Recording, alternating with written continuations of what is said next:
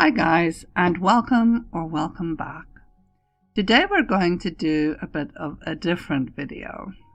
I would like to share with you my thoughts on the new life simulation game called Paralives.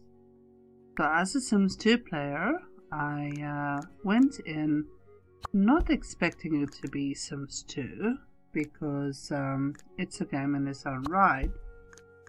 And it's also in early access, so I knew that there would be bugs, which there have been. I've sent a fair share of bug reports. But I went in with an open heart and open mind. And I also didn't expect it to replace Sims 2 for me, which it hasn't. I don't think any other game can ever replace Sims 2, and I also don't want it. I've spent quite a few hours in the game and I've done some builds, and I have to say my muscle memory always dives back to Sims 2, so it's been a bit of a challenge to get used to the controls. The art style has grown on me. Initially I was not so fond of what the paras looked like. But again, it is a game in its own right, and you don't want it to just be copy-paste of Sims 2, for instance, because what would be the point, you know? I am enjoying the color wheel and the design options a lot. I love the fact that you can really customize so much more. If you play a modded Sims 2 game, then this is much closer to it, because of course you have a lot of sliders and things that you can download for Sims 2 when it comes to cast and create a para. When it comes to building, of course there's much more options because of the color wheel and the fact that you can resize objects. That is something when I went back to Sims 2 to build there that I missed. So if anyone could create that for Sims 2, I think Sims 2 would just be the perfect game. Open world wise, yes, it does remind you of Sims 3 in that aspect. It is nice to be able to visit neighbors. I am playing on a completely different computer than my Sims 2 computer. Obviously my Sims 2 computer was built for Sims 2 and really would not be able to run Paralives. So I'm playing on a different computer for Paralives and a different one for Sims 2. My computer is handling Paralives very well. I don't have much lag or stuttering that other people are referring to, even in the open world, which is wonderful. I feel like I would honestly be able to play both these games and just enjoy what each of them have to offer. So on my channel I definitely do not intend on replacing Sims 2. Nothing can replace Sims 2. I will however post some Paralives alongside Sims 2 and continue playing both. And yeah, hopefully you guys will be able to enjoy and appreciate both of these great games. And I would also like your input on it, you know, if you can comment and let me know which one you like best. I would like to do some comparisons with houses, Sims and paras that we create. And with that, I'm not comparing the two games too much, because I do realize the one's been out for years and I'm playing a very CC heavy and mod heavy game, whereas the other one just came out. And while I did invest in a few basic mods, just basically things that bothered me, and maybe a bed set or two, I know that you cannot really compare them because you do not have the amount of mods available yet.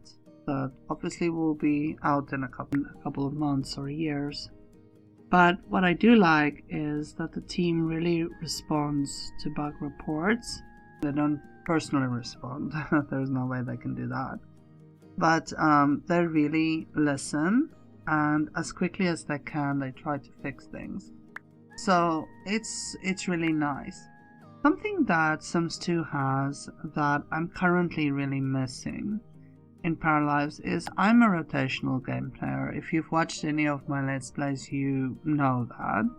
I like being involved in the lives of everyone in the neighborhood and kind of telling a story through that. Now, at the moment in Paralives, you're supposed to be able to turn off aging for the other households and only have the household that you're busy with age. And I've done that, but then I had situations where another family I was playing with gave birth, which, I mean, they were pregnant when I stopped playing with them, they were expecting a baby, but they were not supposed to give birth, from what I understood, until I got back to them. And this did not happen. They gave birth and there was a glitch, and the baby ended up in another household through this glitch. And in the end, the baby, as it stands currently, is not visible. I can't even find him or see him, and there's kind of no record of him. He just turned invisible in one of my other para's arms. He ended up in a household with two friends who lived together, and I could to this day not get him back to his original household, and now he's just gone. I tried cheats, you know, I tried everything. So that's something that I do miss. That was one of the big turn-offs for me from Sims 3, was that you had to jump through so many hoops, and with mods and I know it's like NRAS or something that you had to use to try and just, I mean, unless you wanted to play with all aging off, correct me if I'm wrong. I really battled to play rotationally there. I tried, honestly. I followed all the, I can't even remember what all the tips were. And you know, legacy style is great, but I love having a neighborhood full of paras or sims. And I just, that would be really off-putting for me if I cannot play rotationally. So that's something that I hope they fix, because it's supposed to cater to both, or it seemed like it was going to. And yeah. So we'll see what happens. I sent a little bug report, and of course I know that in early access the saves that you have probably will not be the saves that you have in the end, because whenever they update things in the actual town, it will not be in current saves. So you will have to restart. You shouldn't get too attached to the paras that you have or the houses that you have. I know that, so it's fine. I'm really just trying it out and enjoying myself, but being me, you obviously do end up getting attached to some of your characters. But yeah, that was kind of a wake-up call to me. I was like, yeah, okay. If this is something that will not be in the end result, I will not enjoy it as much as I do Sims 2, then I will put my mind to it to just play legacy wise, but I will not really be happy about it, let's put it that way. So I firmly hope that that's something that, you know, will be fixed, or in the end result you will be able to play rotationally. Other than that, I've been kind of slow starting with videos on Paralives, just simply because I wanted to find my feet. And there's a lot of other players that posted videos on their first experience, and so I didn't want the pressure on me of recording while doing that, because I think it would be a long video of me just trying to figure things out. But it's alright, because I think there was more than enough content on how people are actually starting the game. So I have also taken the time to create some social groups where people could share YouTube content on Paralives specifically, just like I have for The Sims 2. If you don't know about them, I will leave the links in the description. But I've created these, and if you're on Tumblr or Facebook, come and find us. It's nice. I'm really trying my best to share videos that I find online. Even if I haven't watched them, I'm sharing them on the group so that people can enjoy them, and there's loads. So if you're considering, Paralives or something like that, there's plenty of content that you can watch that can help you decide whether it's a choice for you or not. One thing I will kind of warn against with early access is one of the bugs that was there. I hope that has changed. They already gave out a patch, so I hope that that has changed.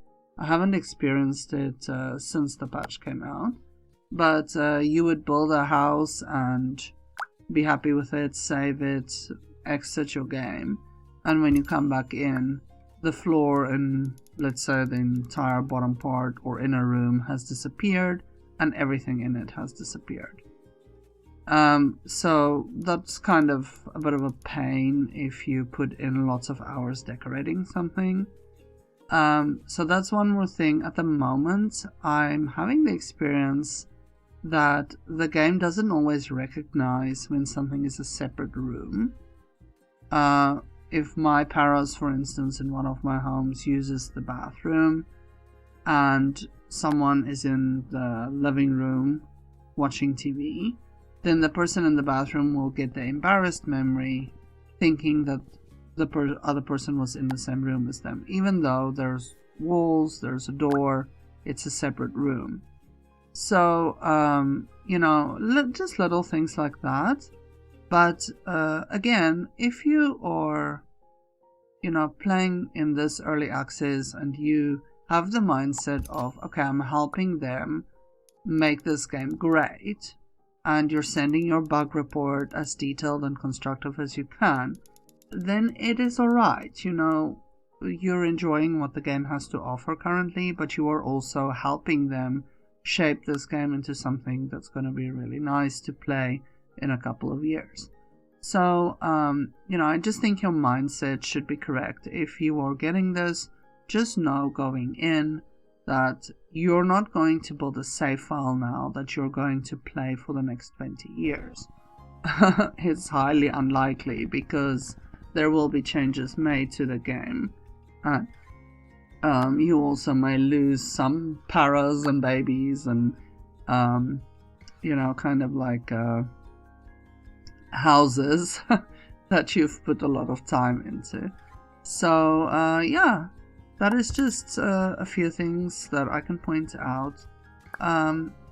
Overall, it's really great, and I love what they've done with the game. I've spent many hours in it, and I will continue to do so.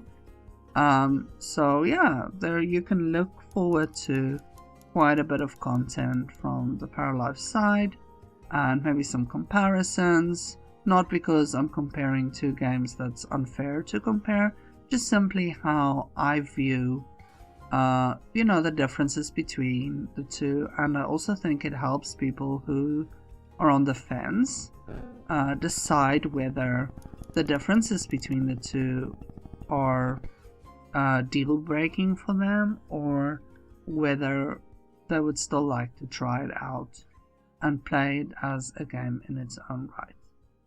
So, thank you very much for listening to me, and I hope you guys have a fabulous time simming or paraplaying, whichever you decide to do.